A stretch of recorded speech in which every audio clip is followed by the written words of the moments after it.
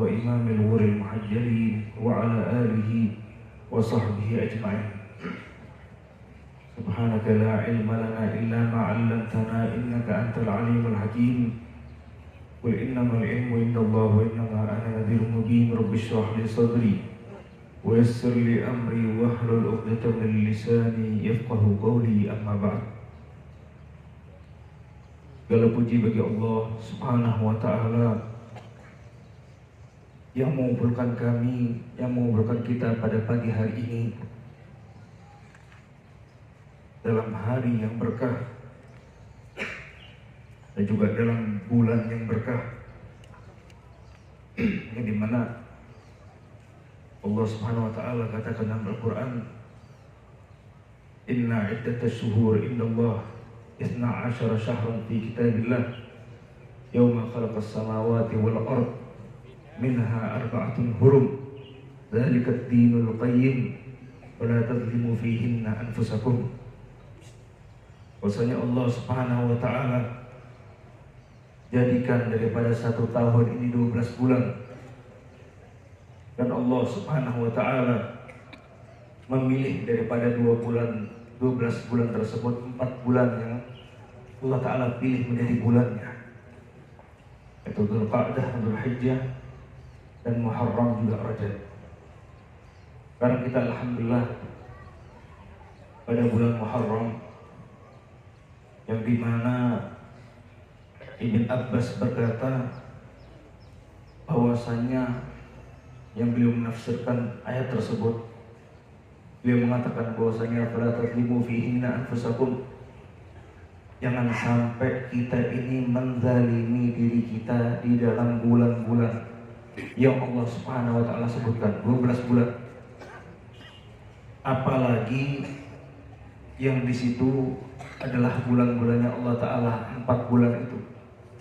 Dan juga berkata Qatadah bahwasanya yang namanya bulan-bulan hurum, bulan-bulannya Allah Ta'ala, amal-amal soleh itu nilainya didobelkan sama Allah Ta'ala. Dan tapi amal-amal yang jelek juga ditambah keapesannya dan kegelapan di dalam hatinya.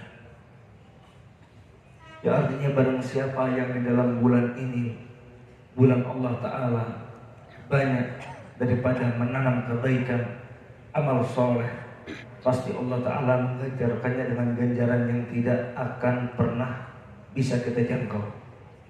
Karena ketika Allah Subhanahu wa Ta'ala membalas atau memberi, tidak bisa disamakan dengan pemberiannya manusia yang sangat terbatas. Salawat serta salam kepada baginda Muhammad sallallahu alaihi wasallam, yang dimana bahwasanya guru saya Abu Yasid Ahmad Al-Maliki, beliau selalu mengatakan yang namanya dunia ini semua banyak sumpeknya, banyak sedihnya, banyak gelapnya. Tapi yang membuat kita senang bertahan kuat dalam keadaan iman adalah kebersamaan kita bersama Nabi Muhammad SAW,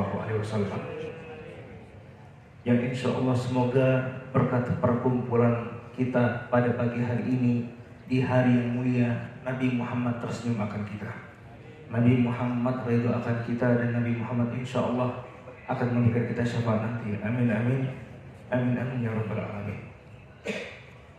Yang saya hormati para alim ulama, para pewaris baginda Nabi Muhammad, mobil khusus Sayyidul Walid Al-Ustadz Al-Doktor Abu Al-Habib Segaf bin Hasan Ahmad Baharun, Kiai Nur Khalis, Habib Anizin Al-Abidin Al-Hasni, dan juga para semua pengurus Al-Bushra. Semoga Allah Ta'ala panjangkan umurnya, sehatkan badannya, dan kabulkan segala hajatnya.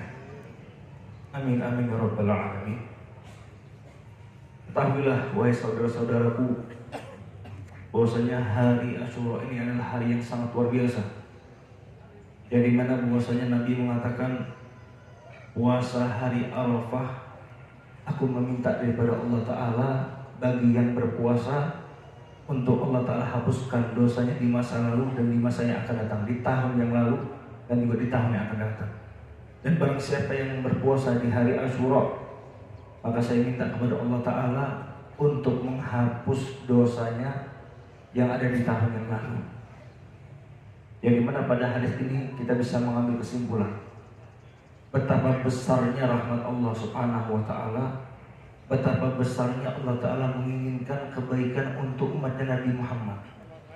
Bahwasanya satu hari puasa saja Allah Ta'ala bisa menghapuskan 1 tahun yang kita lakukan daripada maksiat-maksiat kita.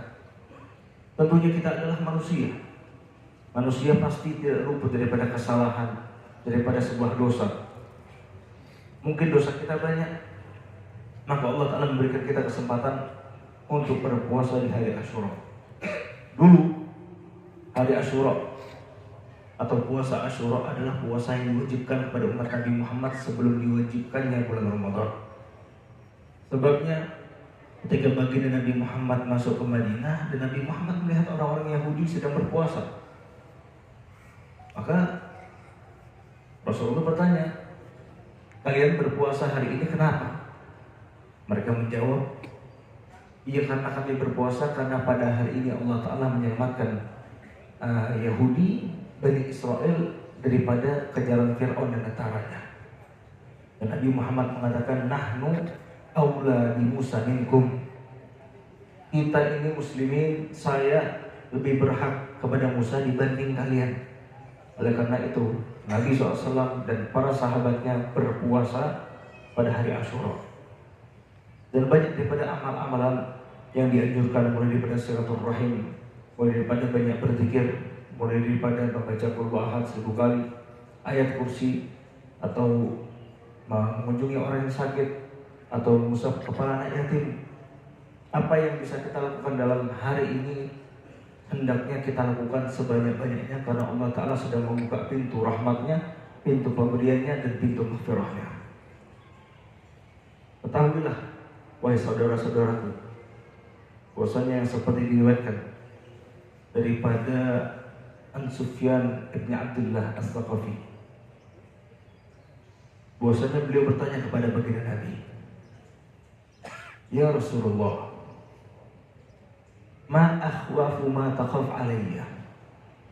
Ya Rasulullah, apa yang paling kamu takuti yang akan menimpa saya? Kemudian baginda Nabi Muhammad langsung menunjukkan isyarat kepada lidahnya. Yang paling saya takuti akan dirimu, wahai Sufyan, adalah ini, yaitu lidah. Dan juga dalam riwayat lain bahwasanya yang namanya Sayyidina Mu'adz bin Jabal, pada saat itu Rasulullah mengatakan kepada beliau, kuffa anka hadza, hati-hati, berbijaklah kamu dengan lisan kamu. Wa ta'ajjaba Mu'adz, maka yang namanya Mu'adz ini kaget, langsung bertanya kepada Nabi Muhammad, ya Rasulullah, apakah kita akan dihisab? Apakah kita akan disiksa karena lisan kita? Apa kata Rasulullah menjawab, wa hal yakubun nas ala wujuhihim aw ala manakhirihim fi jahannam illa hasaidu alsinatihim. Apakah orang-orang itu yang jatuh daripada jembatan Sirat, yang dimana mereka ditempatkan oleh Allah Ta'ala dalam nerakanya, na'udzubillah min dzalik, itu tidak lain tidak bukan karena ulah daripada lisan mereka. Yang artinya bahwasanya Nabi SAW sudah mengingatkan tentang bahayanya lisan. Makanya ketika Uqbah bin Amir tanya kepada Nabi, ya Rasulullah, man najah? Wahai Rasulullah, keselamatan itu apa sih? Rasulullah bilang apa? Amsik alaika lisanak. Hati-hati, jagalah lisan kamu. Karena memang lisan ini adalah sampai-sampai Nabi berkata dalam hadis lain, man yatmanuli ma baina lihyai wa ma baina rijlihi atman lahu bil jannah.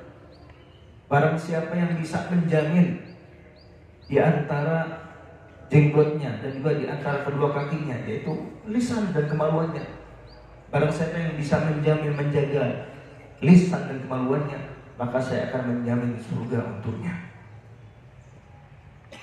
Mungkin kita terbiasa menghindari Allah Ta'ala berikan taufik menghindari dosa-dosa yang besar.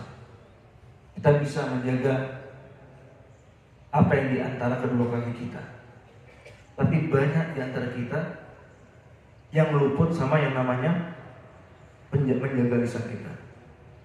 Dalam hadis Abdullah bin Mas'ud, bahwasanya Nabi SAW bilang, inna baina yaday sa'ah, daripada tanda-tanda kiamat, kata Nabi, taslimul khaswah, atau yang artinya mengucapkan salam tapi kepada circle-nya saja. Bersalam sama orang yang dikenal saja, tapi kepada muslimin yang lain enggak. Wa antafsuat tijarah hatta tu'inul mar'atu zawjaha 'ala tijarah, kata Nabi. Dan daripada tanda-tanda kiamat, maraknya atau luasnya jual beli. Bahkan saking maraknya atau luasnya jual beli, yang namanya istri itu ikut membantu suaminya dalam bertijarah, berniaga. Dan ini sudah sangat terjadi. Bahkan kita lihat bahwasanya istri-istri kita banyak yang membantu kita dalam urusan jual beli, seperti jualan online. Dan ini sudah terjadi. Maraknya jual beli, ada produk atau aplikasi online yang berbeda-beda platform, tapi sangat banyak jual beli. Dan ini memang yang sudah dikatakan Nabi. Dan Nabi bilang, dan beliau mengatakan, qat'ur rahim, putusnya tali silaturahmi, wa syahadatuz zur, kesaksian yang palsu, dan yang terakhir wuduhurul galam, wa fusyu, atau wa fi riwayat fusyul kalam, duhurul galam. Imam Barzanji atau Imam Ibnu Abdul Bar, beliau memberikan komentar yang sama, yang dimana bahwasanya intisyarul katabah wa qillatul ulama, banyaknya penulis tapi sedikitnya ulama. Mungkin pada saat itu mereka belum memahami konteks hadis ini. Tapi kalau kita cermati pada zaman kita sekarang, bahwasanya yang namanya zuhurul kalam benar-benar zuhur, nampaknya pena. Bagaimana maksudnya nampaknya pena? Pena seseorang bisa nampak dimanapun dan bisa dibaca oleh siapapun di segala platform yang bisa ditunjukkan ke seluruh di muka bumi ini. Seluruh dunia bisa lihat. Contohnya seperti apa? Sosmed, media sosial. Apa yang kita tulis, siapapun bisa baca.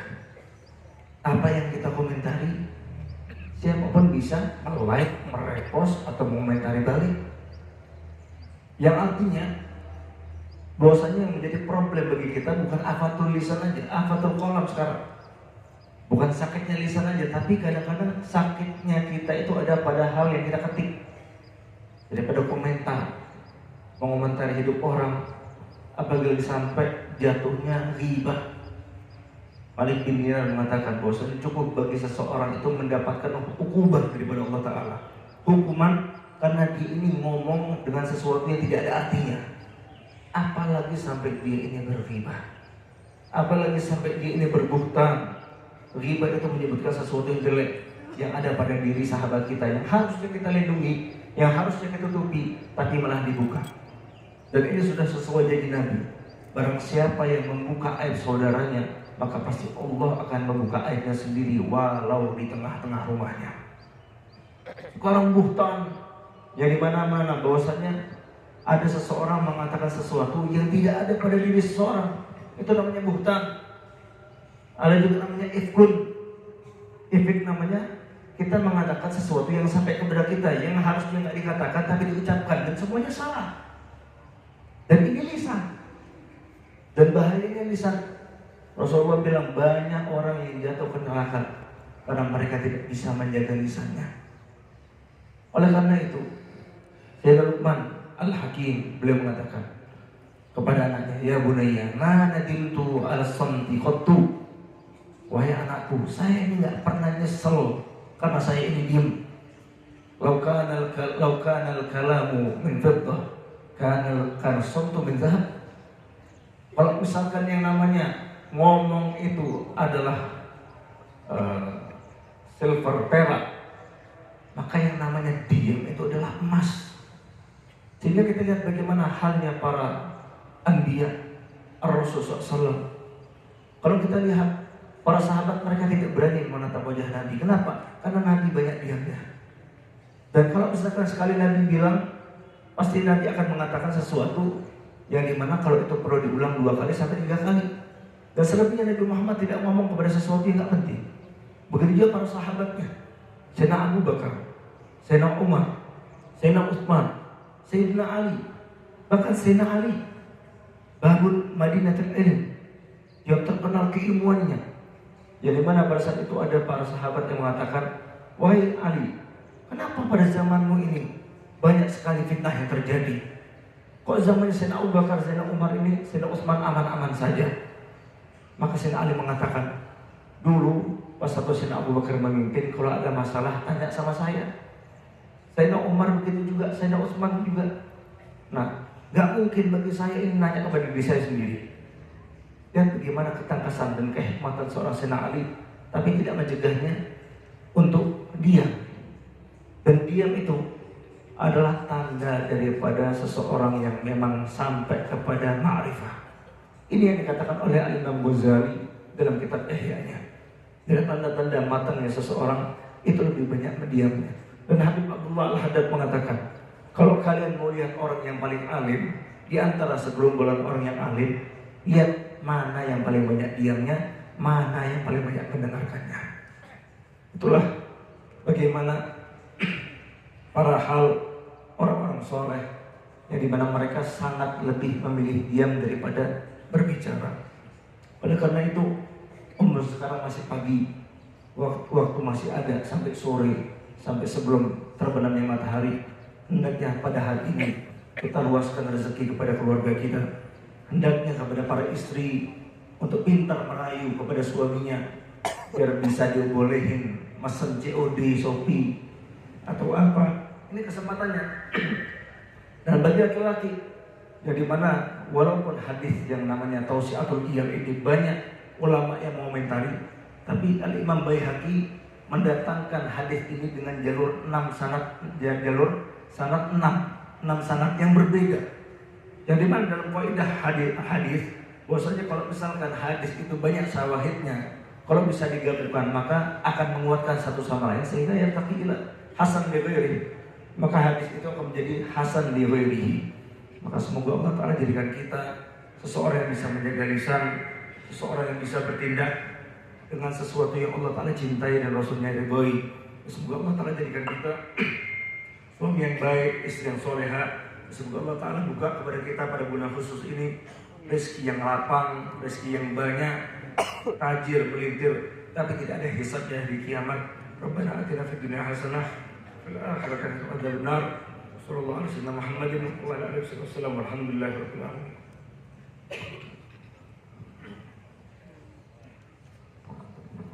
Allahumma shalli ala Muhammad.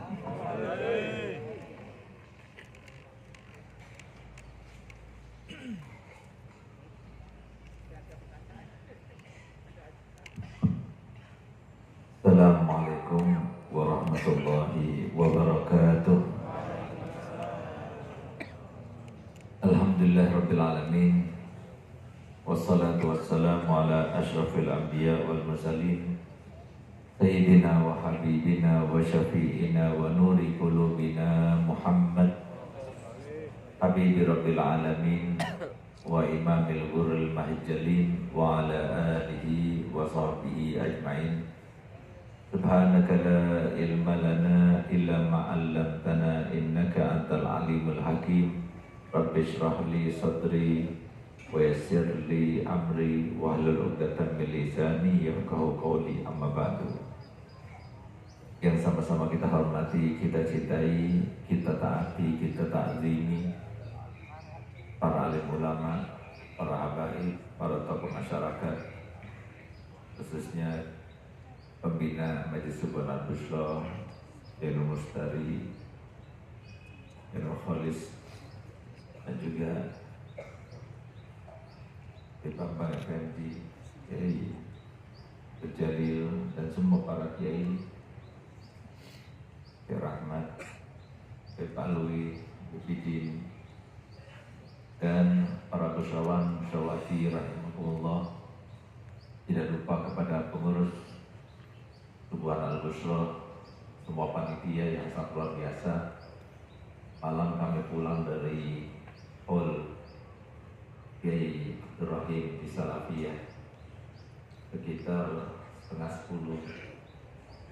Masih ramai di sini, masya Allah. Belum terlaksana dan belum berdiri panggung ini, masya Allah. Berarti berdirinya panggung ini di atas jam 11 atau jam 12. Mereka meninggalkan tidur, mereka capek-capek dan sebagainya untuk melaksanakan guna terlaksananya majelis ini. Semoga para panitia dan yang capek-capek itu dibalas oleh Allah Ta'ala kebaikannya, sehingga mereka insya Allah panjang umur, sehat walafiat, dimudahkan segala urusan insya Allah, dan semoga kita semuanya bersama Nabi Muhammad nanti di pada mahsyar, amin ya rabbal alamin. Alhamdulillah, hari ini memang momen yang sangat luar biasa karena 10 Muharram. Alhamdulillah kebanyakan berpuasa ini kayaknya. Jarang yang minum ini. Biasanya minum, tapi alhamdulillah banyak yang minum ini.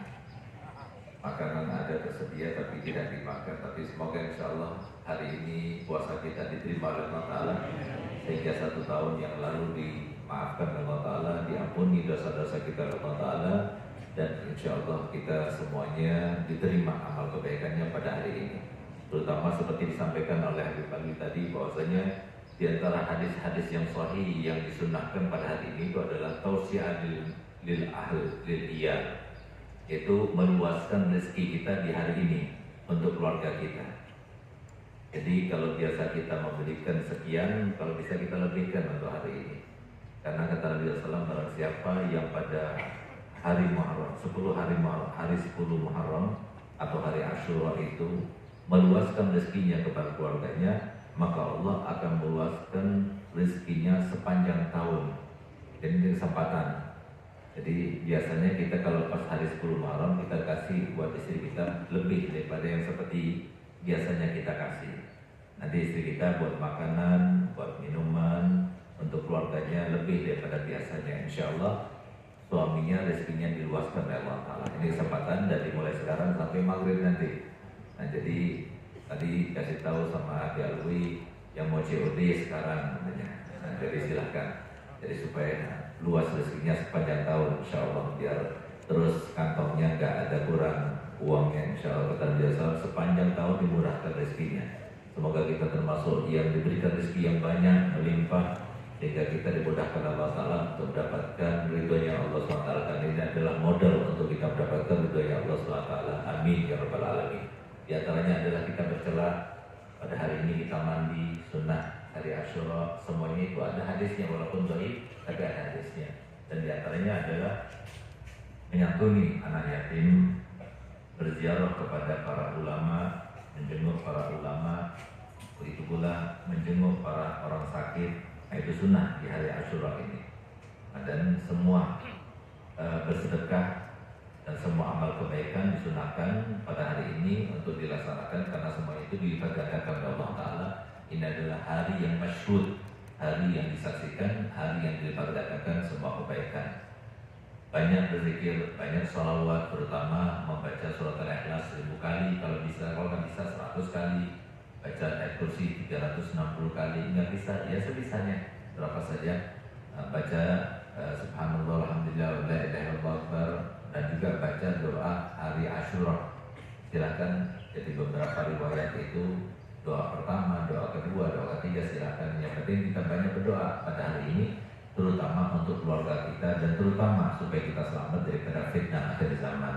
Semoga dengan kita berkumpul di tempat ini pada hari yang spesial ini, semoga kita pulang ke rumah kita masing-masing dalam keadaan semuanya hajatnya dikabulkan, semua dosanya diampunkan, yang sakit Allah sembuhkan, kita diberikan umur yang panjang dalam keadaan sehat walafiat, dan kita diberikan rezeki yang banyak melimpah, barokah, bahagia dengan keluarga, tapi tidak ada hisab di akhiratnya. Dan nanti setelah kita cukup modal untuk berjumpa dengan Allah, semuanya meninggal dunia dalam keadaan husnul khatimah.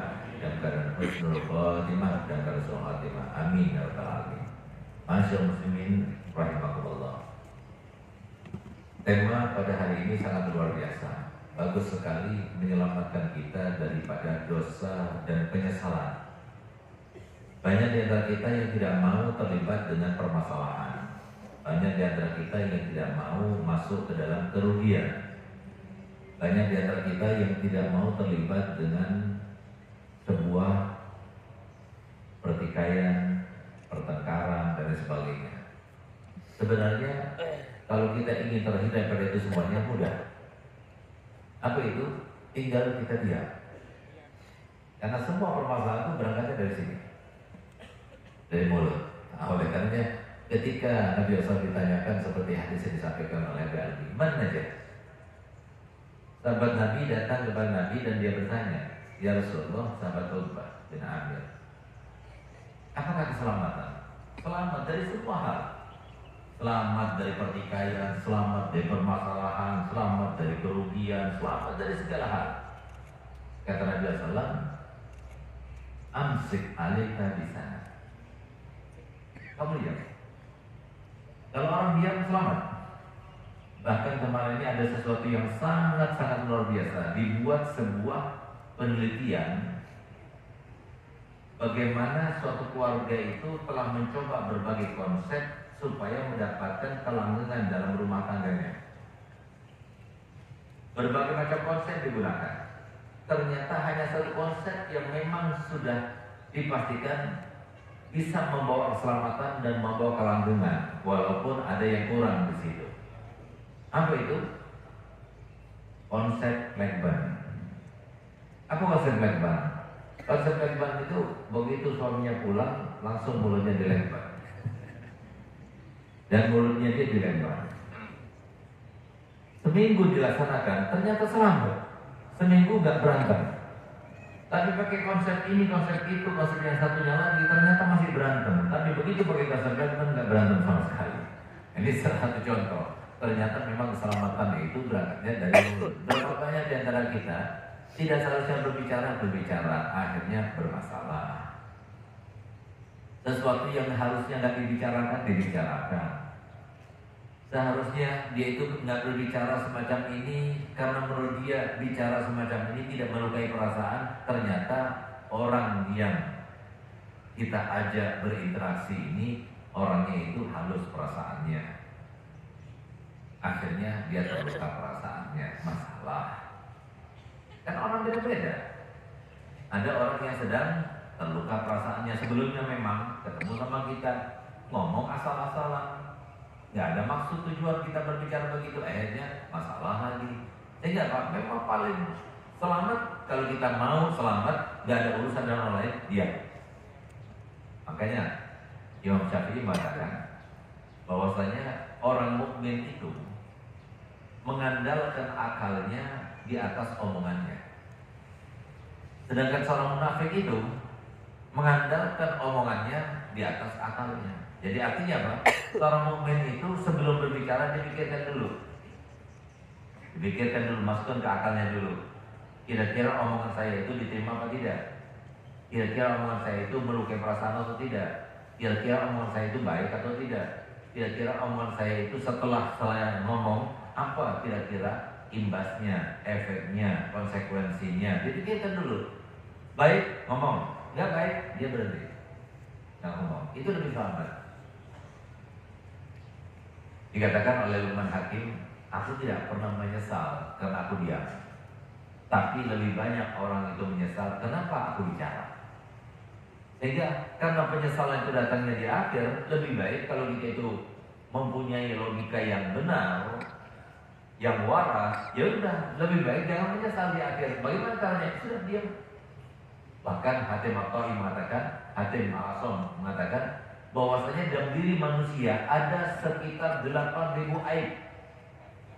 8.000 aib dalam diri manusia. Dan itu semuanya bisa ditekan, bisa ditahan, tidak tampak bagi seseorang dengan cara diam. Nah, cuma kalau orang itu tidak biasa bermujahadah dan menerapi dirinya, maka sulit untuk orang itu diam, apalagi perempuan. Mohon maaf, karena memang perempuan itu kalau nggak ngomong seakan-akan itu lapar gitu. Jadi kalau nggak ngomong itu ada yang kurang gitu. Nah oleh karenanya Bu, pertama-tama bagi saudara kami yang perempuan itu, pertama-tama cara menerapinya itu kita masuk kamar, ya, udah itu kita ngomong sendiri untuk terapi pertamanya. Kalau semua ngomong itu bisa kedengaran orang lain, itu berbahaya juga. Ambil bantal dipekat mulutnya, ngomong sambil bantal di gitu. Nah, itu untuk latihan pertama begitu, sampai kemudian kita nggak ngomong. Nah, tapi herannya orang sekarang ini karena memang sudah terkena virus kebanyakan, akhirnya kalau kita diam, orang malah heran kenapa diam. Ngomong salah, diam salah. Itu orang sekarang ini. Tapi lebih baik biarkan aku diam daripada aku masalah. Nah, jadi lebih baik kita berdiam kata Nabi SAW daripada kita berbicara jadi masalah. Nah, apalagi berbicaranya kita itu banyak bahayanya. Tadi saya sampaikan. Apa bahayanya? Bahayanya ucapan itu banyak sekali, tapi yang paling berbahaya di antaranya adalah kebohongan. Itu kebohongan itu kata Nabi SAW, dari semenjak 1 mil orang yang berbohong itu bagi orang tertentu, bukan semua orang, baunya itu bisa dicium. Bukan semua orang, tapi orang tertentu dekat kepada Allah Ta'ala, dia itu bisa mencium bau busuknya orang yang berbohong itu bisa ketahuan. Nah, sehingga kadang-kadang ada orang yang lainnya seperti wali masjid dan sebagainya, itu bisa membedakan antara orang yang baik dan orang tidak baik. Orang yang suka bohong itu ketika mendekat kepada orang semacam itu, dia harus menjauh karena bau busuknya itu nggak tahan. Nah, itu diantaranya. Jadi di dunia sudah Allah tampakkan kepada mereka-mereka orang tertentu. Itu yang dimasukkan oleh Nabi dalam hadisnya. Orang yang bohong itu dengan satu saja kebohongan, itu dari tempat 1 mil, itu orang-orang tertentu itu bisa mencium baunya itu. Apalagi Nabi SAW bersabda, "Wala yazalu rajulu yazibu hatta yud'a indallahi kadzaban." Masih saja orang itu berusaha berbohong sekali, 2 kali, 3 kali, sampai akhirnya dijuluki oleh Allah Ta'ala, digelari oleh Allah Ta'ala dengan gelar sang pembohong. Na'udzubillah. Nah, oleh karenanya, jadi itu yang pertama. Kadang-kadang kenapa bohong? Ya karena gengsi, karena ego, karena darurat, karena nggak ada yang mau dibicarakan lagi. Jadi banyak hal. Nah, makanya kalau sudah tidak terbiasa kita itu diam, akhirnya ini yang terjadi. Banyak kebohongan yang keluar. Dan kebohongan yang semacam ini nanti memantik kepada kebohongan yang lainnya. Artinya Pak biasa ngomong, akhirnya karena nggak ada yang diomongin, nggak ada orang yang diajak untuk berinteraksi ngomong, akhirnya dia nulis. Nulis itu sama seperti ngomong. Tulis di medsos, bikin status dan sebagainya. Nah, sekarang saya mau tanya, apa sih faedahnya status itu? Kita masuk ke restoran, makan restoran status. Kita begini status. Kalau semua status misalnya isi dakwah, faedah tentang hari Asyura, silakan, bagus. Setiap orang mengamalkan kita dapat pahalanya. Silakan, yang belum macam itu perbanyak. Kenapa? Waktu kita terbatas. Kita pengen setiap orang melaksanakan tanda bahwa kita orang beriman. Kata Nabi SAW, la yu'minu ahadukum hatta yuhibba li akhihi ma yuhibbu li nafsihi. Tidak beriman salah satu daripada kalian sampai orang itu berharap untuk orang lain seperti diharap untuk dirinya sendiri. Itu baik. Apalagi dia berharap itu kalau dia orang melaksanakan, maka dia dapat pahalanya juga. Tapi kalau seumpama yang tidak ada artinya buat, apalagi seperti makan dan sebagainya, nanti akan menimbulkan orang-orang yang iri dan sebagainya, apalagi kena mata. Itu banyak terjadi semacam itu. Anak bayi, jangan bikin status, jangan bikin foto profil. Itu kan lucu-lucunya ketika dia lihat, dan itu akan menimbulkan penyakit mata daripada orang-orang yang tertentu yang punya penyakit mata. Itu berbahaya. Rasulullah sendiri dalam hadis sahih beliau mengatakan al-ainu taj'alur rajula fil qabr wa taj'alul ibila fil qidir. Yang namanya penyakit ain itu benar. Penyakit itu menjadikan orang itu mati dalam kuburnya dan menjadikan unta itu mati berada di atas kualinya. Jadi artinya apa? Berbahaya sekali penyakit mata itu. Jadi penyakit mata itu karena terlalu heran terlalu takjub atau terlalu benci dan iri. Itu akan keluar dari matanya, itu sesuatu yang membahayakan kepada yang dia herani atau yang dia benci. Jadi berhati-hati, banyak sekali. Jadi lebih baik jangan kita pasang status yang macam-macam itu, kecuali kalau itu berfaedah dan sebagainya. Jadi kadang-kadang kita lagi galau, tulis di situ. Kita lagi masalah sama suami, tulis di situ. Kita lagi ada masalah sama orang, tulis di situ. Apa semacam itu. Nah itulah maksudnya Nabi SAW bersabda, min husni islamil mar'i tarkuhu ma la ya'ni. Termasuk di antara kebagusan seseorang muslim adalah dia meninggalkan sesuatu yang tidak baik, dia tinggalkan. Nah, oleh karena itu di antara kejelekan daripada kita berbicara. Nah, terutama pula yang harus kita hindari dengan berbicara itu membicarakan orang lain. Itu termasuk dosa yang dikatakan oleh Nabi kita Muhammad SAW. Ghibah, dosa ghibah itu dosanya akbar min salasina zinatan fil Islam. Dosanya itu sangat lebih besar daripada dosa berzina sebanyak 30 kali dalam Islam. Kenapa dikatakan oleh Nabi SAW seperti itu? Apakah berarti dosa zina itu lebih besar daripada dosa ghibah? Tidak. Cuma dari saking sulitnya meminta maaf kepada orang yang dighibahi. Kalau kita berzina, alhamdulillah, ya semoga kita dihindarkan daripada perbuatan itu. Lalu kita minta maaf pada Allah Ta'ala, itu kan dosa antara kita sama Allah. Allah mau maafkan, selesai sudah. Tapi kalau kita berghibah, berarti itu ghibah dosa kita dengan Allah dan dosa kita dengan manusia. Allah akan memaafkan kita asalkan manusia tersebut memaafkan kita. Masalahnya setiap orang itu tidak mudah untuk memaafkan. Kamu ghibahin aku apa? Oh iya, saya mengatakan kamu nih kurang ajar, kamu pasti marah dia. Sulit memaafkan itu sulit sekali. Masalahnya kalau kita mau minta maaf dia, kita harus sebutkan kita mau ghibah apa dia, 1 begini, 2 begini, 3 begini, harus terperinci. Dia maafkan semuanya, baru kita dimaafkan oleh Allah Ta'ala. Dia maafkan separuhnya, baru dimaafkan separuhnya oleh Allah Ta'ala. Bahaya ghibah itu. Nah, oleh karena lebih baik kita baca bicara. Nah, jadi kadang-kadang di dalam hati ini menggerutu. Nah, ketika menggerutu, keluar gatal mulutnya pengen ngomong. Nah, jadi biarkan, tekan, walaupun menggerutu di dalam hati kita, walaupun yang namanya bisikan-bisikan suruh kita ngomong, diam saja. Itulah yang terbaik.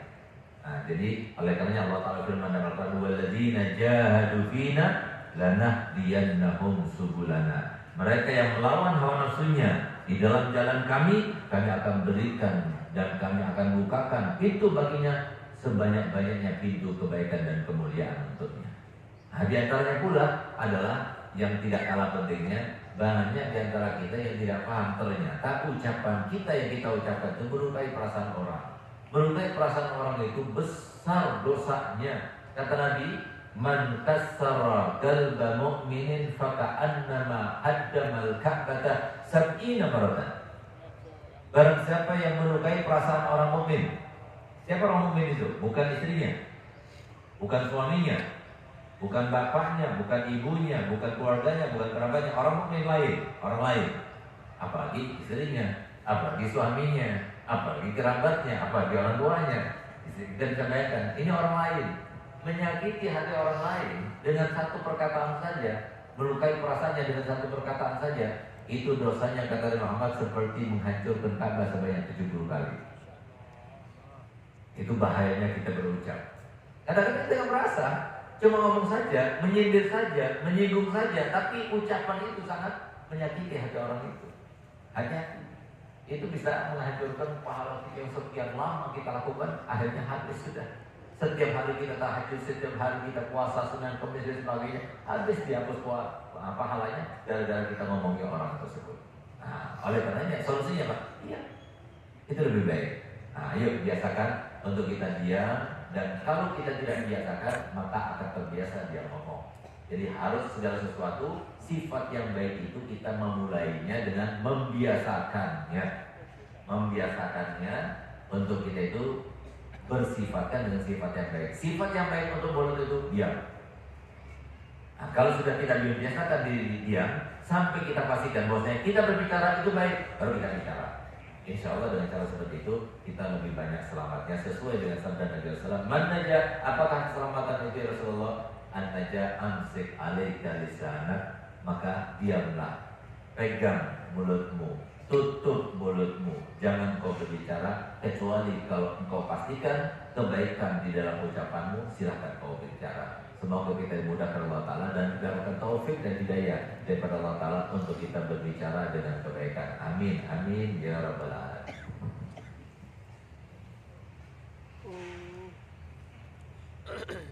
Jazakumullahu ahsanal jaza wa jazakumullahu khairan katsira. Para beliau Al-Habib Dr. Kiai Haji Sekap bin Hasan Baharudin Mahari yang telah menyampaikan ilmunya kepada kita. Mudah-mudahan jadikan ilmu yang berkah, manfaat, maslahat kita untuk kita semua. Amin, amin ya rabbal alamin. Ada beberapa pengumuman yang perlu kami sampaikan di kesempatan pagi hari ini. Yang pertama, pagi hari ini mohon maaf tidak ada kopi dan tidak ada roti, karena kita hormat Yaum Asyura. Mudah-mudahan semuanya mendapatkan keberkahan Yaum Asyura dengan hormat di pagi hari ini. Amin.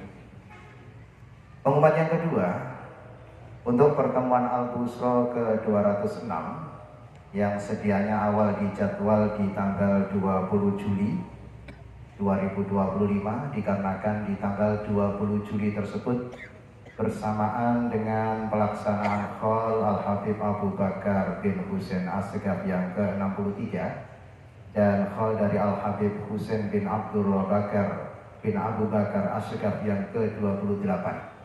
Maka untuk pertemuan Subuhan Al-Busra diajukan di tanggal 13 Juli 2025. Insyaallah dengan tema berbuat baik itu penting, tapi mengapa kita seringkali gagal melakukannya. Dan sekaligus di tanggal 20 Juli kita semua diundang untuk hadir di Hall Al-Habib Abu Bakar bin Husain dan Al-Habib Husain bin Abu Bakar As-Segaf. Pengumuman yang ketiga, hasil kotak amal 22 Juli 2025 terkumpul dana sebesar 8 juta. Batas-batas diam menghadapi istri yang cerewet.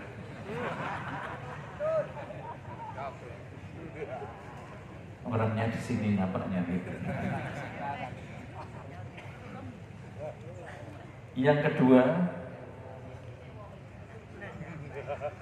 hari Rabu ini ibu saya mau operasi mata. Mohon penjelasan bagaimana cara tayamum yang sedang sakit mata setelah operasi, dan insya Allah mata itu tidak kena air. Yang ketiga, saya pernah menyakiti ibu saya sampai ibu saya menangis. Saat ini saya hamil, Bid. Saya ingat kepada ibu saya yang dulu pernah nangis saya sakiti. Apakah kelak anak saya nanti setelah lahir akan membalas seperti saya kepada ibu saya? Berikutnya, saya pernah menghimpun ongkos haji atau ongkos umroh, dan kecantaannya setelah ongkos itu saya kumpulkan, saya serahkan kepada KPIH. Ternyata KPIH-nya bermasalah, sehingga jamaah umroh tidak bisa berangkat. Orang-orang itu akhirnya menagih kepada saya.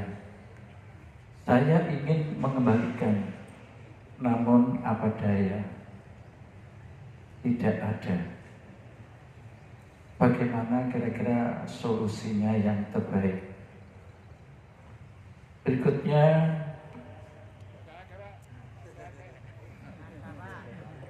bolehkah kita berdebat dengan lawan debat yang selalu menyerang? Saya kira terima kasih, Bib. Sekian, terima kasih. Assalamualaikum warahmatullahi wabarakatuh. Ya, semua pertanyaan bagus ya yang mewakili kita semuanya. Yang pertama adalah batasan diam terhadap istri. Jadi memang perempuan itu harusnya lebih banyak kita itu menyikapinya dengan diam, gitu ya. Lebih baik kita diam. Memang sifatnya perempuan itu berbicara, tapi kita sebagai laki-laki nggak usah diladeni atau ditimpali, karena memang sifatnya perempuan seperti itu. Jadi kita harus memaklumi. Karena kalau kita timpali, nanti jadi permasalahan kedua, ketiga, keempat, dan seterusnya. Jadi nggak ada habis-habisnya. Lebih baik diam sampai reda dulu emosinya, baru kemudian kita bisa menjelaskan. Itu yang bijak seperti itu, sebagaimana tertera dalam ilmu psikologi maupun di dalam etika kita berbicara dengan istri seperti itu diajarkan dalam syariat dan sopan santun di dalam Islam seperti itu. Karena memang kalau seumpama ketika istri itu berbicara kemudian kita timpali, nggak ada habis-habisnya, nggak ada habis-habisnya. Jadi contoh saya pernah melihat ada satu orang istri yang temperamen sekali, sementara suaminya sabar sekali. Setiap istrinya itu marah-marah, ngomel-ngomel, si suami itu diam saja sambil ketawa, diam saja, nggak dipakai, sudah diam, sabar, ketawa gitu. Akhirnya si istri capek sendiri dia ngomong gitu. Nah ini satu contoh, sehingga sesuai dengan firman Allah Ta'ala, wa idza khatabahumul jahiluna qalu salam. Salam itu diam gitu. Salam itu diam. Jadi kalau seumpama mereka itu mengajak berbicara, berdiskusi dan sebagainya, tapi bukan pada tempatnya, itu lebih baik diam. Nah itu diantara, karena kalau kita timpali, kesian sama istri. Karena sifatnya perempuan seperti itu, udah biarin. Dengan dia itu ngomel, dia itu mengeluarkan unek-uneknya. Puas dia seperti itu, udah selesai. Nanti habis itu dia menyesal. Biasa perempuan kayak begitu. Gitu. Jadi kita sebagai laki-laki, ya harus jangan masukkan ke dalam hati maupun ke dalam pikiran kita. Itu pesan buat kita laki-laki. Kenapa laki-laki itu cepat matinya sebelum si istri? Karena laki-laki itu kalau ada masalah itu masukkan sini, jangan. Jadi perempuan itu Pak, itu memang sifatnya kayak begitu Pak. Jadi kalau ngomong-ngomong udah jangan usah pikirin, udah diemin aja. Ya nanti kalau udah selesai diam, atau kalau mau cepat diamnya, udah tinggal keluarkan yang merah-merah, selesai. Jadi oleh karena itu, jadi harus kita bijak. Jadi namanya kawin itu ya biasa ya semacam itu. Yang penting itu kita saling menghargai, saling memaklumi. Itu yang harus kita lakukan. Yang penting pertimbangan yang paling utama, ingat baik-baik. Pertimbangan yang paling utama adalah anak-anak. Anak-anak itu perlu kepada dua, suami dan istri. Artinya ayah dan ibu. Birrul walidain itu adalah modal utama anak bahagia hidup di dunia dan akhirat. Nggak cukup birrul walid atau birrul walidah, nggak cukup. Birrul walidain. Sehingga kalau terpaksa harus terjadi perceraian, nggak boleh pasangan yang satu kemudian meracuni anaknya supaya benci kepada pasangannya itu, jangan. Karena nanti anaknya yang jadi korban. Nah ini di sini, jadi kita harus mempunyai jiwa profesional. Jadi masalah kita jangan sampai terbawa kepada anak-anak. Biarkan anak-anak itu tetap mendapatkan keberkahan kepada kedua orang tuanya. Jangan sampai diracuni. Oleh karena dalam Islam itu yang seumpama hak asuh ada pada ibu nggak boleh melarang ayahnya untuk datang untuk menjenguknya, atau kepada ayahnya nggak boleh melarang ibunya untuk datang kepadanya. Dan itu sudah digariskan, dijelaskan dan harus diterapkan dalam syariat Islam. Ya, jadi ini penting sekali ya. Kalau seumpama kita itu seperti operasi mata itu nggak boleh sama sekali kena air. Sekali kena air, alhamdulillah, itu bisa buta. Banyak kejadian sudah. Jadi ikuti, dokter itu lebih tahu, jangan sok-sokan. Oh saya mau ihtiyat, saya mau warok, ini agama, ini ibadah, jangan sok-sokan begitu. Dokter itu lebih tahu. Jadi kalau katanya dokter jangan kena air, ikuti. Jadi banyak, saya punya teman ada satu, dia itu seperti itu. Masa iya seminggu gak boleh kena air? Dia merasa kurang sempurna ibadahnya. Akhirnya kena air juga. Akhirnya yang dioperasi katara itu sampai sekarang nggak bisa dipakai, memutih dia. Nah, jadi tolong dokter itu tidak memutuskan sesuatu kecuali dengan dasar keilmuan.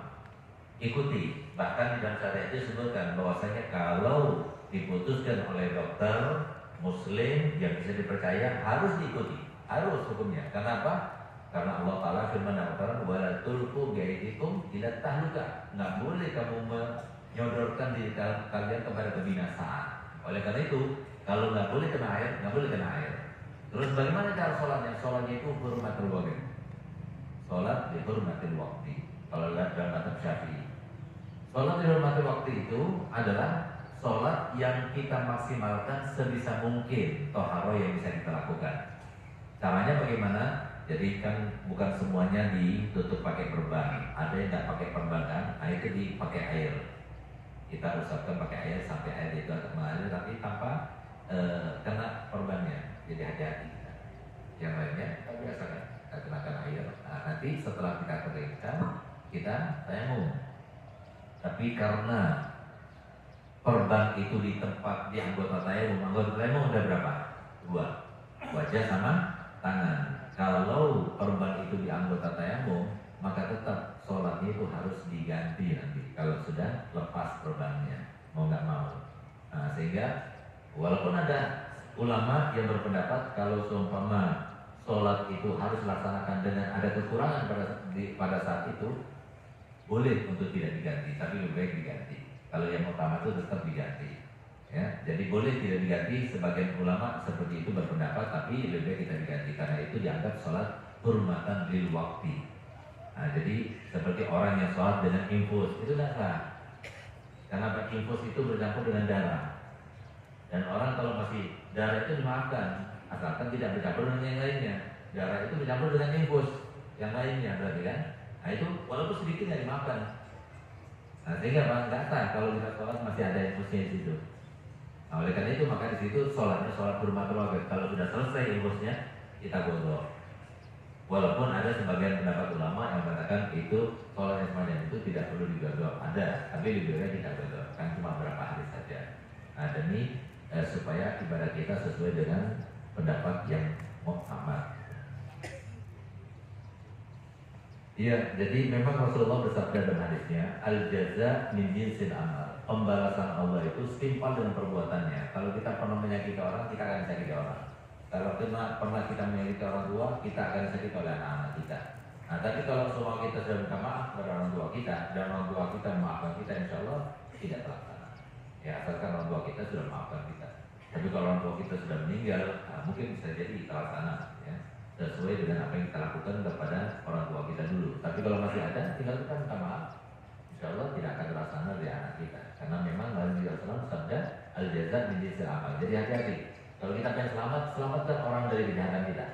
Kalau kita pengen selamat daripada kejahatan orang, selamatkan orang lain daripada kejahatan kita. Insya Allah selamat berdasarkan hadis tadi.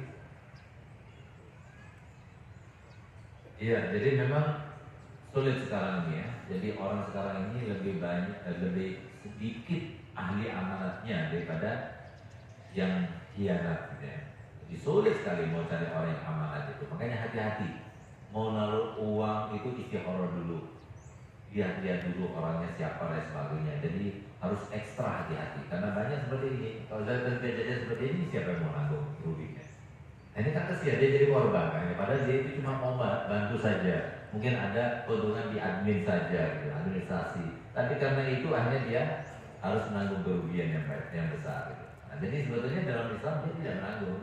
Karena yang harus menanggung ya dia. Cuma karena dia menjamin, karena lewat dia yang dia tahu dia, akhirnya dia harus menanggung. Itu masalahnya. Ya kan kita kepada Allah Ta'ala, semoga dia dimudahkan untuk mendapatkan rezeki yang banyak dan dia bisa menutupi kekurangan itu, dan semoga orang itu sadar dan bisa mengembalikan dana tersebut. Karena selama dana itu tidak dikembalikan, selama itu pula hidupnya akan terpuruk, tidak akan tenang hidupnya, terus akan susah, terus akan sedih, terus akan gelisah hidupnya seperti itu. Jadi contoh-contoh orang yang semacam itu bisa kita lihat, bakal tampak kehidupannya itu tidak akan senang.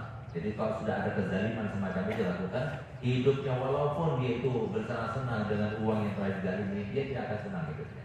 Selalu dirundung dengan masalah, sakit, keluarganya, dirinya, dan sebagainya. Terus itu akan habis uangnya dan dia tidak akan menikmati. Nah, semoga kita selamat daripada hal semacam ini, sehingga kita termasuk bahagia di dunia, dalam barzah sampai di akhirat nanti, insyaallah. Amin ya rabbal alamin. Bismillahirrahmanirrahim.